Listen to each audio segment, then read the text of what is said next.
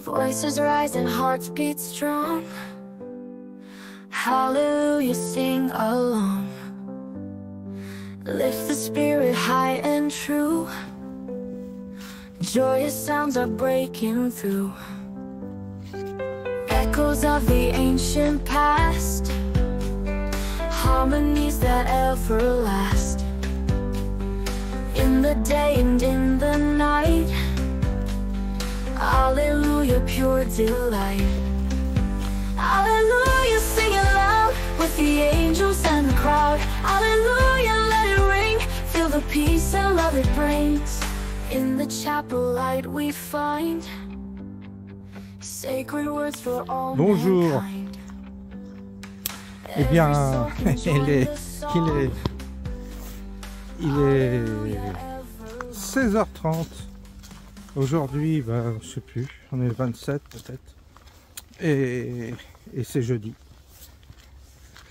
Et voyez-vous, là je suis, là pour le coup, je me suis dit, je sors, parce que c'est toujours pareil.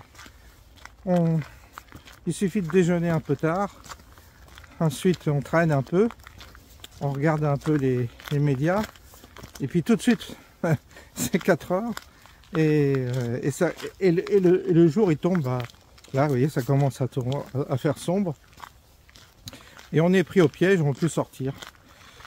Et du coup, on reste enfermé, c'est pas bon. Bien que j'ai travaillé un peu au jardin, parce que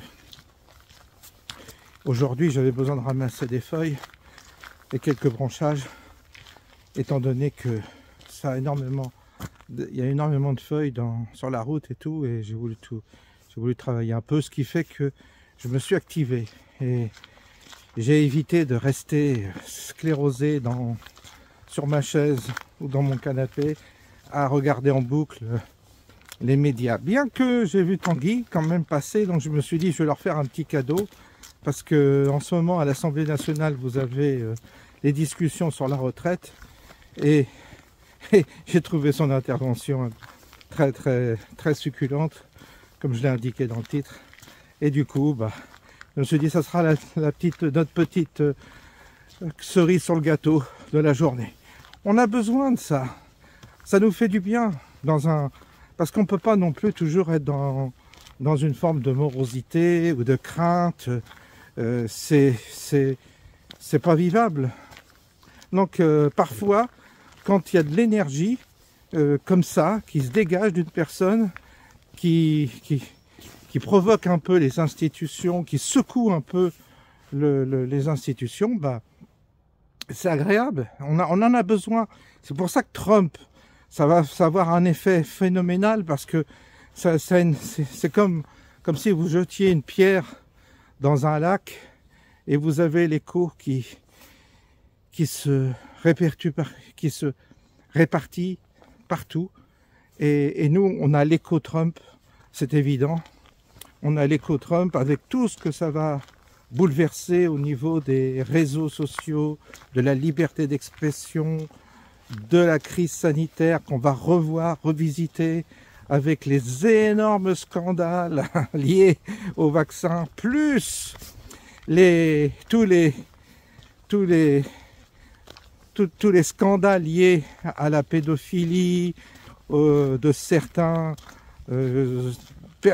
personnalités politiques, artistiques, tout ça. Enfin, ça va sortir. Et là, ça fait trembler énormément la bête, parce que du coup, c'est pour ça qu'elle a envie de se venger, elle a envie de mordre, parce que c'est son dernier soupir, parce que fatalement, Trump va bouleverser beaucoup de choses. Le wokisme, c'est terminé, ça nous fait énormément de bien. Alors les bonnes nuits, ceux qui sont toujours négatifs, pour le coup, c'est fatigant. Même qu'on soit négatif, quand c'est négatif, oui, mais quand on a une nouvelle positive, il faut la prendre. Bon, quand moi je vois un Tanguy, je dis, cherche pas midi à 14h. Je dis, c'est bien, elle rentre dedans, ça fait du bien. Et tiens, voilà, notre ami, le cheval. Ils sont tranquilles, comme ça.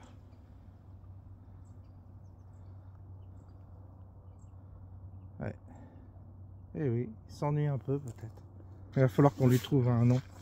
Je sais pas comment il s'appelle, mais il a l'air gentil. Il a besoin qu'on s'occupe de lui. Eh oui. Alors du coup, bah, le truc, c'est de savoir aussi apprécier les bonnes nouvelles quand elles sont pas là. Et vous voyez que je suis pas systématiquement négatif, comme certains le pensent. Et donc, quand il y a, et si vous voulez, là, c'est contaminant la force. C'est-à-dire, si quelqu'un diffuse de la force, il vous contamine de sa force et vous en donne également. Et je pense que l'effet Trump, ça va nous permettre aussi d'avoir un peu plus de force pour nous affirmer déjà au quotidien, nous affirmer dans notre entourage vis-à-vis des autres, et ça va nous donner de la force dans nos propos. Ça va quoi. Et là aujourd'hui on en a marre. On en a marre de ce spectacle sinistre, agonisant de la France qui est en train d'agoniser, littéralement agoniser. Et je me disais, vous voyez, des fois on parle de la vie intérieure, on parle de la vie spirituelle aussi.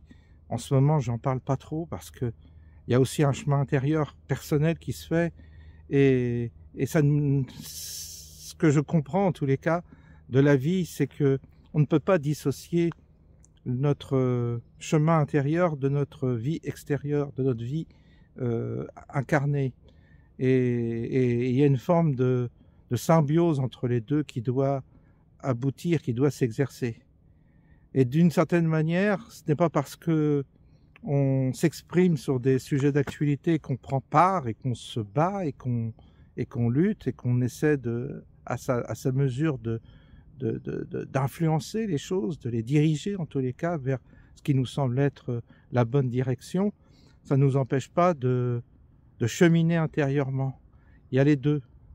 Mais je ne crois pas du tout, si vous voulez, à une forme de désincarnation où on serait perché dans des spéculations spirituelles, ésotériques, tout ce que vous voulez, et qu'on soit non agissant, non actif dans la vie. Ça, c'est pas le bon chemin en tout cas. Le bon chemin, c'est ça, j'en suis persuadé, c'est d'être là dans l'instant qui nous occupe et d'y apporter ce qui nous semble juste. Je dis pas que c'est juste, mais ce qui nous semble juste. Après, dans l'absolu, on peut toujours se tromper, on peut toujours faire des erreurs. Mais le pire, c'est de rester inerte, de rester inactif et d'être seulement observateur. Il faut s'impliquer. La vie spirituelle, normalement, nécessite une implication de nous tous, où que nous soyons. C'est très très important. Et donc c'est pour ça que je vous parle pas de cet aspect-là qui fait en quelque sorte son chemin, mais dont les arcanes, si vous voulez, ne peuvent pas être comme ça publiques et dévoilées. C'est de l'ordre de l'intime, je dirais aussi. Mais ça n'empêche que je suis toujours habité par cette volonté d'approcher, si vous voulez, et de comprendre ce qui nous arrive. Et je crois que, comme toujours d'ailleurs, je crois qu'il est utile et nécessaire de participer à cette vie d'une manière concrète. Et c'est pour ça que l'idée de retraite est une mauvaise idée en soi.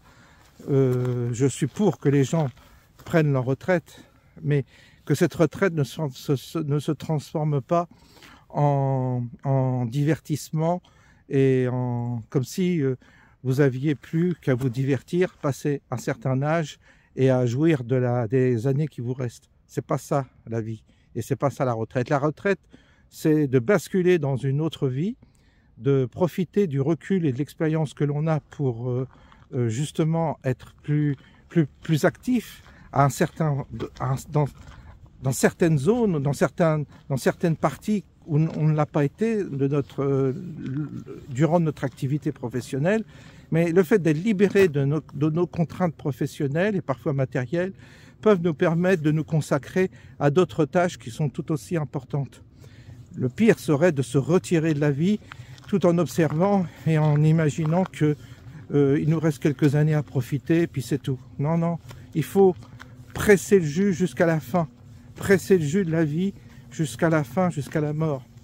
Et quel que soit notre âge, il faut presser le jus jusqu'à la fin et agir, s'impliquer, penser et donc faire aussi faire partager nos idées, partager notre vision, partager notre intention. Si elle est habitée par quelque chose de sain, eh bien c'est important de la communiquer pour que ça soit comme aussi une contamination qui permette aux gens de prendre conscience, de réaliser. Et c'est quand on avait, j'en discutais ce midi avec une amie, quand on a vécu la crise sanitaire avec tout ce que ça a comporté comme doute, eh bien nous nous sommes engagés à l'époque. On a pris position, on a été chercher l'information.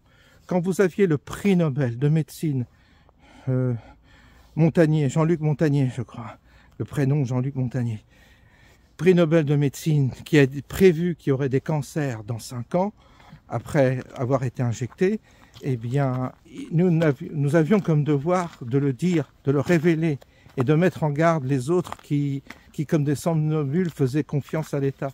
Aujourd'hui, tout va sortir. Tout est en train de sortir.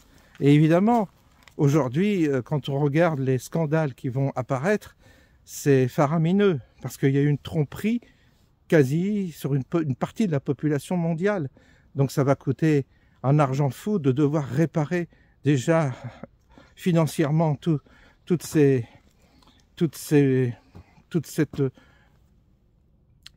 arnaque mondiale qui a été faite par Big Pharma, qui cherche, bien entendu, qui a cherché à s'enrichir sur le dos des pauvres gens qui faisaient confiance à l'État, parce que évidemment qu'il ne faut pas faire confiance bêtement, béatement à l'État, et qu'il faut être critique, toujours sur nos gardes. Et ça, certains ont le tempérament, d'autres ne l'ont pas. C'est à ceux qui ont le tempérament et qui ont cette ressenti des irrégularités et des injustices et de la corruption et tout ce que vous voulez, c'est à ceux-là à qui il revient de dénoncer et de pas lâcher l'affaire, quoi, de pas lâcher l'affaire, jamais lâcher l'affaire, faut qu'on aille jusqu'au bout. Et c'est pour tout le reste, parce que tout est comme ça, les ondes, c'est pareil, la 5G, tout ça, c'est pareil, ça perturbe. J'ai vu une émission sur la 5G où il y avait des animaux qui mouraient, etc. Tout cela, il faut le dénoncer. Vous avez des éleveurs qui sont en grande difficulté à cause de ces antennes super puissantes qui perturbent, mais ça, c'est reconnu, c'est scientifique, il n'y a aucun souci. Ben, il ne faut pas lâcher, il faut lâcher sur aucun sujet. Et c'est comme ça qu'on arrivera tôt ou tard, à faire basculer les choses. C'est notre rôle en tous les cas, parce qu'il y a vraiment un combat à mener dans cette existence. Il y a vraiment une adversité. Et c'est pas du tout, la vie n'est pas du tout un long fleuve tranquille, et c'est pas non plus un parc de loisirs. C'est faux. C'est le grand malentendu que les gens ont cru que la vie était un parc de loisirs. Non, c'est pas un parc de loisirs. C'est là que tu dois faire les choses. Et si tu te réalises sur ces points-là matériellement, et si tu empruntes, si tu marques de ton empreinte cette existence, tu en recevras, bien entendu que il y a un bénéfice quelque part, parce que ça participe à la connaissance. Si tu t'impliques pas, tu n'apprends pas. En s'impliquant, on apprend sur soi-même, on apprend sur nos limites, nos dons, et nos limites et nos dons et nos possibilités, notre potentiel. On apprend énormément sur nous en s'impliquant. Mais si tu t'impliques pas, tu n'apprends rien sur toi. Et c'est qu'ainsi que l'on progresse, et que cette vie, en fait, elle est une forme d'apprentissage pour justement voir si tu choisis de progresser ou pas. Et ça me semble important. Et il y a une contrepartie positive dans tout ça, parce que à partir du moment où vous choisissez un combat, fatalement, vous avez un retour positif. C'est pas l'adversité vous récompense d'une certaine manière. Elle vous solidifie. Elle vous... Ouais, et puis elle ouvre des perspectives toujours nouvelles. Elle ouvre des amitiés nouvelles. Elle ouvre des des portes aussi sur la connaissance. Et c'est comme ça qu'on avance. Mais c'est pas du tout dans le côté apathique et le côté paresseux qu'on avance, non.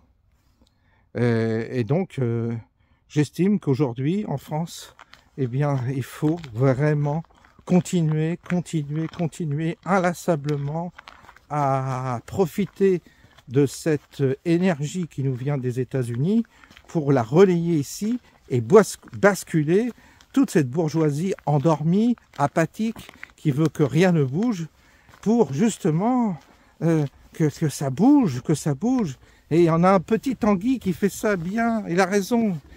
Je ressens chez lui cette bonne énergie, mais ils sont pas nombreux. Et c'est ça qui est malheureux pour l'instant, c'est qu'il manque de vigueur, il manque d'agressivité, il manque de nervosité. Et donc, je pense que il nous faut un Trump français, c'est-à-dire un Trump français, un type qui bouscule, qui a de l'énergie, qui a un corps, qui a une présence. Il nous le faut. Et c'est pas... Pour l'instant, on ne l'a pas. On ne l'a pas, il ne s'est pas encore révélé. Mais il nous en faut un. Parce que on ne peut pas, avec Marine Le Pen, je ne sais pas ce qu'elle est en train de trifouiller, entre son hypothétique inéligibilité, plus son procès, plus l'accord qu'elle risque de faire avec Barnier, ça ne va pas. Ça ne va pas. Il nous faut autre chose. Il nous faut un mec qui avec des couilles, qui n'a pas peur de dire non, c'est fini.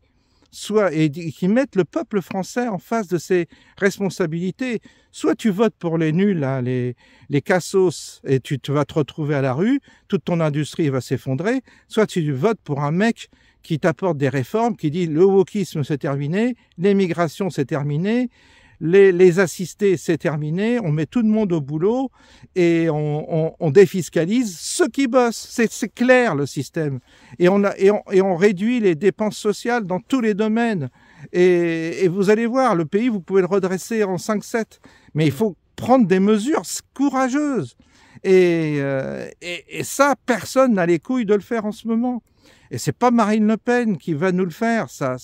Elle est trop faible, trop flébarde. Alors je sais, elle a une stratégie, elle a une technique, pour avoir le pouvoir. Mais si c'est pour avoir le pouvoir et être mollassonne, c'est pas la peine. Il faut de la poigne aujourd'hui. Il faut plus soit c'est une femme, soit c'est un homme, mais il faut quelqu'un, en tous les cas, avec de la poigne. Et je ne sens pas que Marine Le Pen, elle ait les couilles pour justement réformer un pays qui a besoin d'être secoué, réformé. Et ça va pas, ça ne va pas. Et là, je sens une faiblesse au niveau du Rassemblement national concernant son hypothétique censure du gouvernement qui va pas se faire. Je sens que là, aujourd'hui, on a appris que Barnier est reculé sur l'électricité. Ça va être une excuse pour le Rassemblement national de pactiser encore avec Barnier et en disant cette fois-ci on ne censure pas et on valide le budget. Un budget de merde, quoi, un budget qui vaut rien. Non, ça va pas. Ils ont décidé d'augmenter la TVA sur l'eau minérale. Alors, marquez l'eau minérale, ça vaut pas grand-chose, il paraît. Mais bon, quand même, c'est pas normal, c'est pas logique. Ils vont faire quoi comme économie? C'est même pas des économies. Ils surtaxent, ils pensent qu'à surtaxer. Il suffit d'arrêter déjà de verser des pensions à des morts qui sont au Maghreb. Il suffit de renvoyer tous les étudiants inutiles qu'on a chez nous, ils ont 30 ans, 40 ans, ils sont étudiants. Mon cul, c'est eux qui occupent les logements des étudiants. Nos étudiants, nos Français, peuvent plus se loger, ils n'ont pas le droit de bourse, tout ça. Et puis les autres, ils ont le droit à tout. Un mec qui vient de l'étranger, aujourd'hui, il est mieux soigné qu'un Français. Tout lui est remboursé, tout lui est payé. Toi, tu vas aller payer ton médicament, tu vas aller payer ta consultation, tu vas aller payer tes lunettes, tes dents. Lui, il paye rien, c'est tout gratos. Et le français est comme un idiot, là, il regarde. Non, non, il va falloir qu'un mec... Et les Français, il va falloir les mettre en face de leurs responsabilités. Soit collectivement, vous choisissez de voter pour quelqu'un de courageux qui nous remette sur le bon chemin, soit vous décidez de finir comme un pays du tiers-monde, complètement à la ramasse, mais ça sera votre choix, ce sera un choix collectif. Mais à un moment donné, il va falloir que l'enjeu, les gens, le collectif se saisissent d'un enjeu. Et s'il ne saisit pas, bah, ça sera bien fait pour lui. Regardez les Ukrainiens.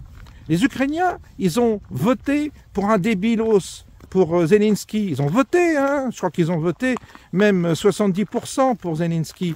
Bah, vous avez, bah, quand vous votez pour un cinglé et un zigoto qui est une marionnette du système, bah vous payez le prix, ils payent le prix chèrement, les Ukrainiens. Mais c'est eux qui ont choisi ça. C'est comme les Palestiniens, ils ont voté pour le Hamas, bah ils ont voté pour des fous religieux, bah qu'est-ce qu'ils ont en récompense? Des bombes sur la gueule, parce que s'ils avaient été plus intelligents collectivement en choisissant des représentants plus aptes à négocier avec Israël, peut-être qu'ils n'en seraient pas là. Il y a aussi ça, il y a une responsabilité collective. Et les Ukrainiens ont une responsabilité collective. Ils ont choisi un type qui était un farfelu et qui faisait campagne, il fallait voir. Donc, et nous, c'est pareil. En votant Macron, on a une responsabilité collective. Je regrette. Il fallait pas qu'il passe. À chaque fois, c'est le parti de Macron qui passait. Il est repassé une deuxième fois. Donc, c'est pareil. Là, on a une responsabilité collective et on va payer le prix de ça. On va payer. Et c'est pareil pour tous les peuples. Ils ont un chef.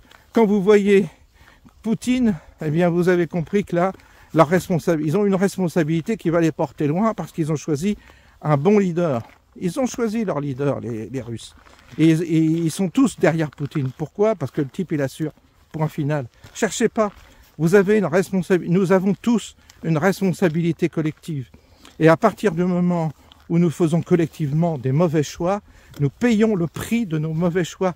Parce qu'il y a toujours l'addition. Vous aurez toujours l'addition à payer. Toujours, toujours, toujours. Ne croyez pas que vous n'allez pas avoir l'addition à payer. Vous allez la payer cher. Et en choisissant Macron, vous allez payer l'addition. Parce que vous avez choisi Macron. Et ceux qui ont choisi Macron, c'est ceux qui ont voté inutilement ou qui n'ont pas été votés. Ils ont une responsabilité. C'est pas grave. Leur responsabilité, ils vont la comprendre. Ils vont la comprendre. Et c'est pour ça qu'aujourd'hui, on a toujours une responsabilité collective de saisir nos élus pour leur dire attention à ce que vous faites. Parce que là, on vous a donné des voix, mais peut-être que la prochaine fois, vous n'aurez pas nos voix. C'est ce qu'on doit adresser comme message à nos députés du Rassemblement national. C'est pas acquis les 11 millions de voix. Les 13 millions de voix sont pas acquises. C'est à eux de voir. Soit ils nous déçoivent dans leur tractation et dans leur stratégie, et dans ce cas, on ne votera plus pour eux. Soit ils vont jusqu'au bout, ils font voir de quoi ils sont capables, et là, peut-être qu'on les suivra. Mais c'est à eux aussi de se positionner correctement par rapport à leurs électeurs. Mais je peux vous dire, pour avoir des retours sur beaucoup de gens qui ont voté Rassemblement National, c'est pas un vote acquis. C'est un vote, parfois même par défaut, parce qu'il fallait voter utile. Mais si les électeurs qui ont voté Rassemblement National sont déçus par le Rassemblement National, ils vont perdre des députés. C'est évident, parce qu'ils n'auront pas fait ce qu'il fallait, c'est-à-dire censurer ce gouvernement, parce qu'il faut renverser, quel qu'en soit le prix, il faut renverser la table. Là, on ne peut pas attendre, c'est trop pénible. Vous avez tous les pays qui sont en train de se réformer, et nous, on va rester à la traîne partout. On parle de perdre 200 000 emplois dans le domaine de l'industrie. Et vous avez les schizophrènes de la CGT qui luttent, qui sont associés avec les écolos, tout ça, contre la voiture. Et ensuite, ils viennent dire, ah bah, il faut pas que les usines licencient dans l'automobile. Ils veulent plus de voitures. Ils font tout pour que la voiture soit supprimée, la voiture thermique, tout ça. Tout c'est des lobbies écolos qui veulent casser le moteur thermique et la voiture telle qu'elle existe. Prenez des transports en commun où il y a plein de racailles, c'est ça qu'ils veulent, hein, les écolos. Ils aiment bien qu'on se fasse trucider, tant que c'est un blanc, ils aiment ça. Donc les CGT est associé à toute cette bande de racailles et de pourriture, et ils viennent défendre soi-disant les ouvriers qui passent dans l'automobile. Et vous avez encore des ouvriers qui travaillent dans l'automobile qui sont là encore pour accueillir et bien traiter ces leaders de la CGT qui sont en train de leur creuser une tombe. Il faut aussi un petit peu d'intelligence chez les ouvriers. Il faut qu'ils bougent leur cul, il faut qu'ils réfléchissent, comme chez les agriculteurs, pareil. Il faut qu'ils comprennent, il faut qu'ils arrêtent aussi de se fier à des leaders qui ne valent rien, qui sont toujours en train de les trahir et à penser à leurs propres intérêts. C'est une responsabilité tous collective que nous avons. Soit nous la saisissons, soit nous la saisissons pas, c'est le problème. Mais nous, en tous les cas, individuellement, on fait ce qu'on peut. On agit comme on peut, on prend position comme on peut, on se détermine comme on peut. Et on essaie d'alerter comme on peut. Et puis derrière, si ça ne suit pas, eh bien, ce sera de la responsabilité de ceux qui n'ont pas suivi. C'est à nous de choisir un bon chef et c'est à nous de savoir qui doit nous guider. Mais ne croyez pas du tout, comme certains le pensent, à une espèce de régime dans lequel vous n'auriez pas de hiérarchie, que vous n'auriez pas de représentants ni de leaders. Ça n'existe pas. Il n'y a pas, si vous voulez, dans une société parfaite, avec une sagesse très développée, on pourrait concevoir une direction collective. Mais aujourd'hui, vous ne pouvez pas imaginer ni rêver d'une direction collective tant que la population n'est pas du tout évoluée. On est encore à l'âge de pierre au niveau spirituel. Donc il faut bien se trouver un leader pour déjà nous dégager du bourbier matériel dans lequel on est, parce qu'on est obligé aussi de faire attention à ne pas sombrer matériellement. Si vous sombrez matériellement, vous crevez la dalle. Si vous crevez la dalle, vous disparaissez de la terre, point final. Vous êtes malade, vous périclitez, vous n'avez plus aucune force pour rien, vous n'avez même pas la force de vous enrichir même culturellement, tout ça, vous finissez SDF et c'est toute une population qui va finir à la ramasse SDF si les gens ne se ressaisissent pas. Ça va pas du tout la situation en France, pas du tout. Vous avez la moitié qui fout rien, là, je vois, vous faites appel à quelqu'un pour vous tailler les arbres, tout ça, c'est la croix et la bannière, il n'y a personne, et ils sont tous au RSA, avec leur RSA, leurs gamins, leurs 1500 balles qui tombent, tout ça, ils sont avec leur PlayStation en train de fumer tous du shit. C'est ça dans les campagnes aujourd'hui, croyez pas, il n'y a plus personne qui veut bosser.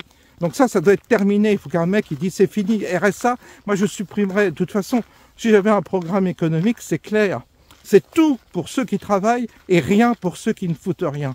Et là, vous allez voir, tout le monde va se mettre à travailler. Mais par contre, il faut donner énormément de moyens et d'argent à tous ceux qui ont de l'ambition et qui veulent créer des choses, créer des entreprises, créer des emplois, créer des jobs. Ça, par contre, ces gens-là, il faut les aider à fond. Parce que c'est eux qui relèveront la France. Et ce n'est pas tous ces fonctionnaires inutiles. Alors là, pareil, moi, Elon Musk, pareil, 80%, je les fous tous à la porte. Ça ne sert à rien, on a trop de fonctionnaires. Ils passent leur temps dans les administrations à emmerder ceux qui bossent. Donc tu les supprimes, comme ça ils n'ont plus le temps d'emmerder ceux qui bossent. Et tu libères le travail, tu fais travailler les gens. Tu ne fais plus les 35 heures, les 40 heures, tout ça. Tu libères les gens qui veulent... Il y a des gens, ils ont envie de travailler 50 heures, tu les laisses travailler 50 heures. Celui qui ne veut pas bosser, eh bien il se débrouille, il fait ce qu'il veut. Mais c'est fini ça, les heures comme on faisait autrefois. Il faut absolument libérer l'énergie de travail chez les gens et pour ça il faut recréer la richesse de façon à ce que les gens retrouvent un standing de vie qui leur permette de bien éduquer leurs gamins, d'avoir un cadre de vie agréable et d'être récompensés par leur travail, quel qu'il soit, et d'avoir des centres de formation élitistes qui leur permettent de former des bons ouvriers et donc de gagner ainsi une réputation. C'est facile, mais pour cela, il faut encourager le travail et décourager les paresseux, les feignants, ceux qui sont dans l'oisiveté. On n'est pas sur Terre pour être oisif. On est sur Terre, même dans les monastères, ils bossent. Hein, ils prient, ils prient, ils étudient et ils bossent. Dans les monastères. Mais il n'y a pas d'oisiveté dans les monastères. Donc il n'y a pas Il n'y a pas de système où les gens doivent rester oisifs. Ça n'existe pas. Dans la mesure où vous êtes incarné dans ce monde, vous devez travailler. Vous devez vous bouger le cul. Vous devez apporter quelque chose. Mais vous ne devez pas être un parasite. Il faut supprimer les parasites. Il faut supprimer ceux qui vivent sur la bête. Il faut supprimer tous ceux qui ne branlent rien et qui sont toujours là à se plaindre ou à se victimiser. C'est terminé. Tout le monde peut faire quelque chose. Tout le monde. Mais le seul problème, c'est qu'aujourd'hui, on encourage la paresse et on décourage celui qui travaille. Et c'est pour ça que notre système politique est pervers. À partir du moment où vous dites à ceux qui bossent, on défiscalise. Tu vas gagner de l'argent, tu vas t'en sortir. On ne te pompe pas tout ton fric. On ne te pompe pas avec des charges, avec des URSSAF, tout ça. On diminue tout ça. Et en contrepartie, tu produis. Et plus tu produis, plus tu gagnes de l'argent, et plus tu crées des emplois, et plus tu crées de la valeur ajoutée. Là, tu encourages à fond. Et là, parallèlement, tu arrêtes tout ce qui est assistanat. Tout. Et là, tu vas voir, déjà, tu as une bonne part de l'immigration qui va retourner à la maison au bled parce qu'ils n'auront plus rien à becter. Tous ceux qui veulent ici venir en France pour rien branler, ce qui est la majorité aujourd'hui des émigrés, tu les renvoies chez eux. Et tu gardes que l'immigration, éventuellement, de travail, qui veut faire partie du game et qui veut aussi sortir. Parce qu'il n'y a pas de problème. À partir du moment où vous avez une société où les gens, où tout le monde travaille, tout le monde participe à la collectivité, on n'est plus dans des batailles de revendications idiotes où on s'épuise. Voilà. Voilà un peu mon programme. Vous voyez, c'est un programme radical, un programme clair et net. Et je peux vous assurer que si ce programme-là, les gens comprenaient que c'était le seul qui est viable pour la France et qui nous permet de vous en sortir, de payer les retraites, d'organiser pour ses enfants un avenir, il n'y a pas 36 solutions, c'est la seule. C'est s'instruire, c'est travailler, c'est passer par l'apprentissage, par la connaissance, par l'évolution et par la perfection. Et là, croyez-moi que si chacun essaie d'être bon dans ce qu'il fait et de progresser, il y aura du travail pour tout le monde. Le problème aujourd'hui, c'est qu'on est dans une spirale totalement inverse, où on encourage les gens à rester chez eux. C'est ça le problème. Donc ça, il n'y a pas 36 solutions. Pour y arriver, il faut totalement changer. Et vous verrez que là, il y aura une autre énergie dans le pays. Mais malheureusement, on n'y est pas pour l'instant. C'est pour ça que je vous dis, il nous faut un Trump, des belles couleurs là encore. Je vais vous faire partager juste avant de se quitter. Il nous faut un Trump à la française, point final. Regardez, c'est...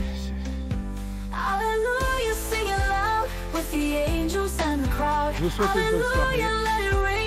The peace and love it brings. Je sais que In the chapel light we find le soleil se couche sacred words for all dans le mankind. ciel. Every soul can join the song. Hallelujah ever long. Voices blending in the air. Truth and love beyond compare. Feel the magic, feel the grace. Holy sacred space. Hallelujah, sing it loud with the angels and the crowd. Hallelujah, let it ring. Feel the peace and love it brings.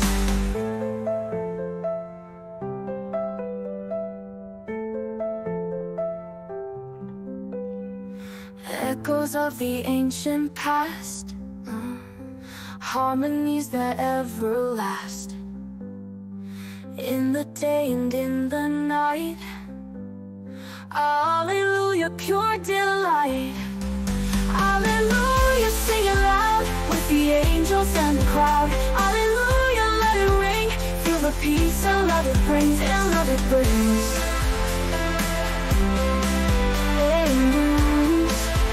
And love it brings. In the chapel light we find with the angels and the crowd. Every soul can join the song. Hallelujah ever long. Voices blending in the air. Truth and love beyond compare. Feel the magic, feel the grace. In the this holy sacred space.